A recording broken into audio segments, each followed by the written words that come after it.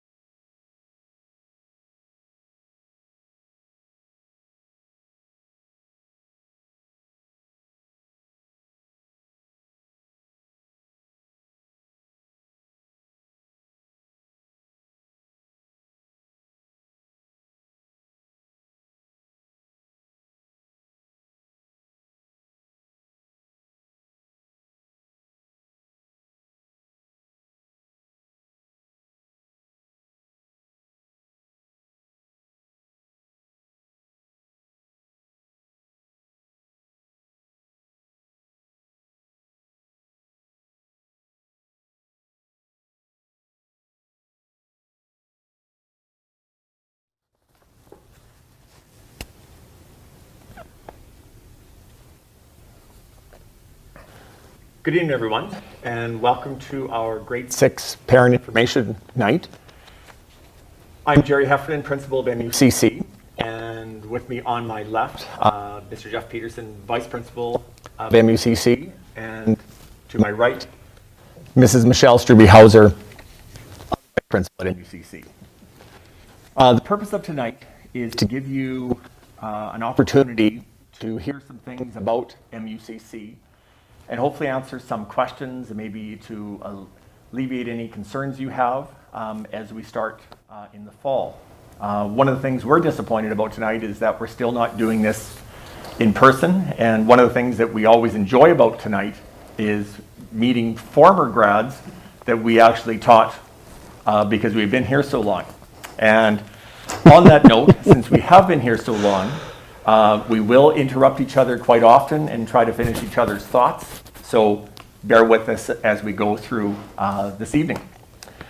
I'm going to turn it over to Jeff to talk about MUCC General Organization. Good evening, everybody. A little bit of background on MUCC. It stands for Melfort and Unit, Comprehensive Collegiate. And it was built in 1967 along with a few other comprehensive collegiates in Saskatchewan as part of a federal initiative to teach more technical and vocational classes to students and promote the Tech Voc area in education. So we were lucky enough to have one of those schools here in Melfort, and it's your school now. Our school is organized from grade 7 to 12. We have approximately 600 students, sometimes a little above, sometimes a little bit below. We offer a wide range of academic classes, including advanced placement classes and practical and applied arts classes like cosmetology and mechanics, machining, etc., welding. We're very happy to offer those classes here as well.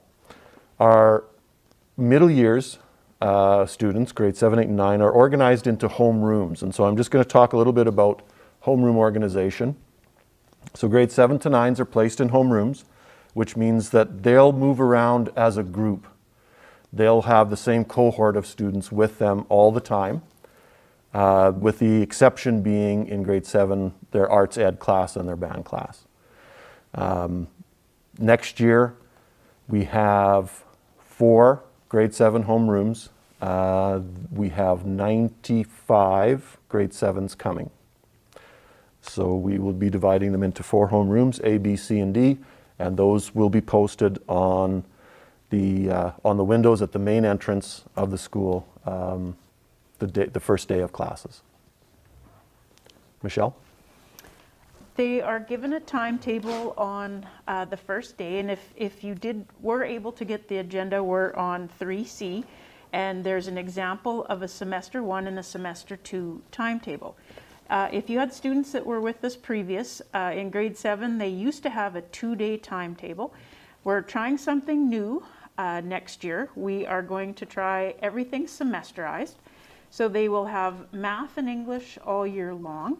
And then they will have science, arts ed, in health, as well as social studies, PAA, French, and phys ed in one semester or the other. So that will be a little bit different, and they will get that timetable on the very first day. For attendance is taken period by period every day, and that's not necessarily with their homeroom teacher. So if you know your student's going to be away, you can email us, and the email is in your agenda. Or email the main office. You can also phone and leave a message at the main office. We just ask that you please not send a note to the homeroom teacher because sometimes that's not the first teacher they see in the day. So it helps if it goes through the main office. If you happen to forget to phone about attendance, an auto dialer goes home in the morning and it goes home again in the afternoon. And with that auto dialer, you are able to leave a message about your student's attendance as well, confirming a medical appointment or that they were sick, whatever the case may be. If they happen to be leaving through the school day, again, if your student would just really quickly do a check-in or check-out at the main office, that would be appreciated. If you're following along on our agenda, we are on F, behavior expectations. A number of years ago, the division had started an initiative called Positive Behavior Intervention and Supports. And essentially what that looks at is trying to teach kids or students how they should behave in different situations. And our motto for our school is we are respectful, responsible, and ready to learn. And so that is the emphasis that we place on students, is in terms of how they should act in every situation, regardless of whether they're at MUCC or not. And one of the things I always emphasize to the students is kindness. Find a way to be kind to others, and good things simply happen to you and others. For G, for cell phones, I always say that this has been the greatest invention for us, but it's also been one of the more difficult ones for us to manage. One of the things we really emphasize is trying to teach proper etiquette of how you should handle a cell phone, such as not using it when you're having a conversation. So obviously not using it when a teacher or a peer is having a conversation, and you shouldn't be interrupting it by looking at your phone. You will see in the document we go through a lot of guidelines in terms of different things that we will use, both our in-house technology and possibly the technology that the student brings to school. We're also, for next year, we're going to offer a practical and applied course on computer literacy.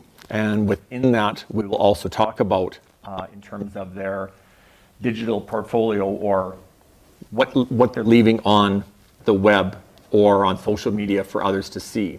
And as we all know, it will stay there for a lifetime. And so we're hoping that we can teach the students how to manage that properly. For H, communication with the school. One of the things that's a big change possibly for you is we want communication to all go through the office from you. So if you are sending or informing us about anything about your child, especially if they're away, we ask that you either email the school, and it's at mucc@nesd.ca, or leave us a phone call, or even leave us a message if it's outside of hours. We have a variety of ways to communicate, from phone to email, message board that's sitting outside of our main entrance. As well as new for the fall, we have what is called EDSB Gradebook, and so this is replacing Students Achieve in the fall, and we will be sending out more information regarding that in terms of how that will be used by parents and students in terms of communications. A great important thing for you to do is look at our daily announcements. So if you're curious about what events are happening at the school, go to our website, and it's under featured links, and you can find a whole lot of information there. Under I, reporting procedures, nothing really different from elementary school. We will have 4 main reporting procedures. One of the things that I always suggest, though, is look a few times in a semester at the EDSB gradebook, and to see what your child is doing in terms of their progress. Jeff? Okay. And here at MUCC, we also take a lot of pride in being able to support our students when they need it. So we have in place procedures for when a student needs extra time or help to complete a summative assessment, that is to say, an assessment that will be used for grading purposes.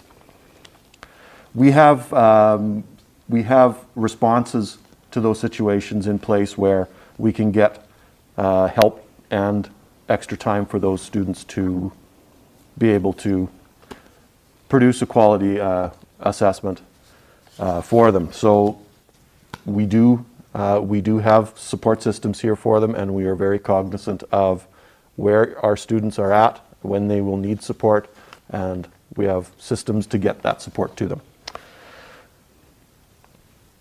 One of the things, and I'm talking about K if you're following along on the program, K is our extracurricular program here at MUCC.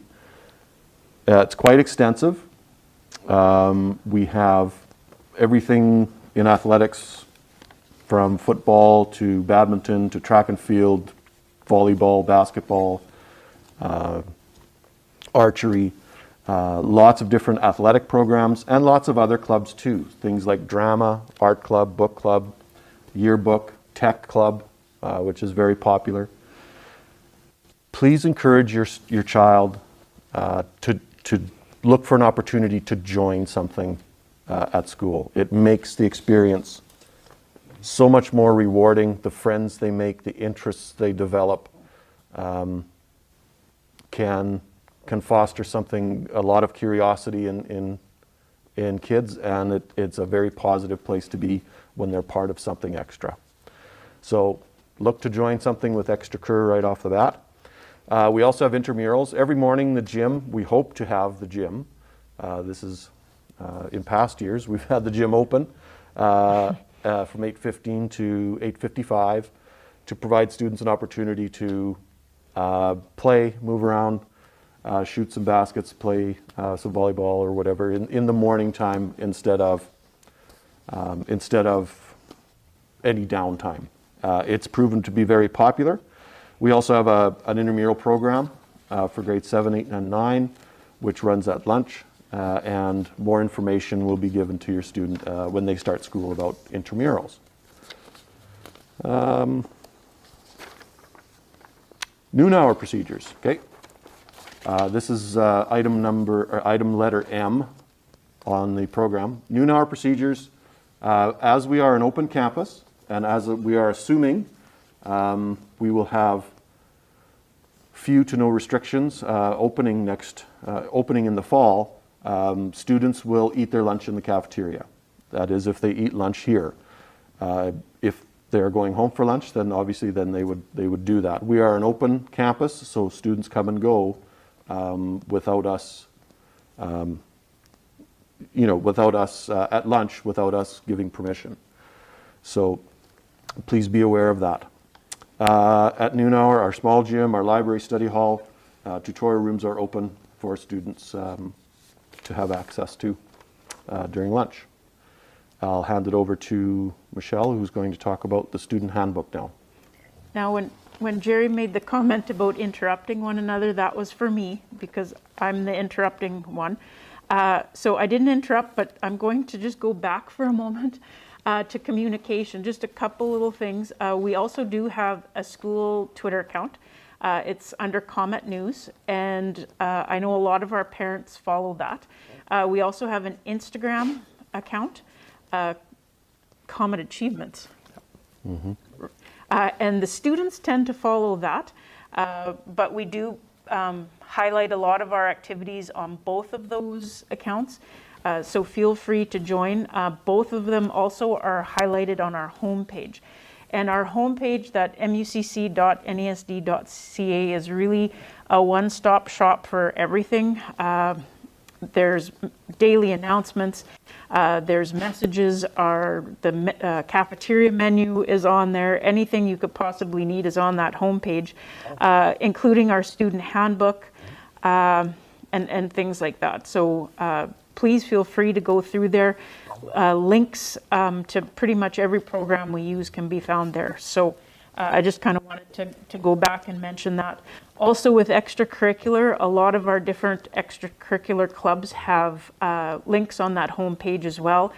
So if league play gets up and going for volleyball, here's hoping that we can do all that sort of stuff in the fall right off from the start. They'll post those league schedules and things like that right on that homepage. So I really encourage you all to check that out. As far as fees go, there's not many of them. If your student joins an extracurricular club, it depends which one it is, and fees vary. But what we do is we try to invoice you, so to speak, right before parent-teacher interviews, which I'll talk about in a minute. And you can either bring a check into the school, or we also have the ability to take online payments as well. And when it's fee time, we'll start sending information out regarding that as well. We try to keep our fees low, and one of the things that we do in order to do that is we sell Comet cards in the fall. And yearbook is another thing that we also collect for early on in the fall. I'm on P if you're following along in the agenda. Lockers, on the very, very first day, your student will get one locker for sure, all to themselves, including a lock. And if they happen to have phys ed in the first semester, which 2 of the sections will, they will get a second lock and locker for that. Tell them not to panic. They tend to panic about the lockers and learning how to use a combination. On the first day, their homeroom teacher will give them a lock and teach them how to use that and practice. And within a day or 2, they will have that all figured out. If they do happen to have phys ed, they will find out about that on the very first day. And then they will be needing some running shoes and shorts or sweats. Shorts probably in the fall, but if once winter hits, they'll probably want sweatpants. And a t-shirt is provided for phys ed, so they don't need to bring a t-shirt. As far as other school supplies, we do have a school supply list on our homepage. It's under the parent menu. However, because we are changing our schedule up, it's important to remember that your students will only have 5 classes at a time. So they can easily use 2 or 3 binders for the first semester and then empty them out and use them again for the second semester. So I wouldn't be running out and buying 12 binders or anything like that, because you will be able to reuse things. Is there anything you guys want to add on the school supply front? Nope, I think that's it. That's it. As far as supervision goes, our teachers provide supervision at noon hours, breaks, and for extracurricular activities. We do have security cameras in the building, 30 of them, I believe. So if something happens, please send your student towards us, and we can use those as well. Student parent-teacher conferences, the dates have been set. The first set is October 6th and 7th, and the second set is March 8th and 9th. It's an early meeting that we're trying to be proactive and allows you to put a face to the name of that teacher that's possibly been emailing you and updating you on how your child is doing, and we like to do that fairly early on in the year. We will use some sort of a booking system for that. Apparently it's a new one in the fall, and so letters will be sent home a little bit closer to interview time, but we will make certain that you can have a meeting time with your child's homeroom teacher. In closing, just a few items. School begins on Thursday, October, that's pretty good, September 2nd. One of the things we are a little unsure of is still in terms of what does school look like in the fall, and in terms of what kind of restrictions that we faced. This fall was a little bit difficult for us to plan in terms of how we were going to get the students involved in a school tour. We have picked a date, and it's Thursday, October 26th at 1:15. That may change, but we will send out information well in advance of that date to let you know what that will look like.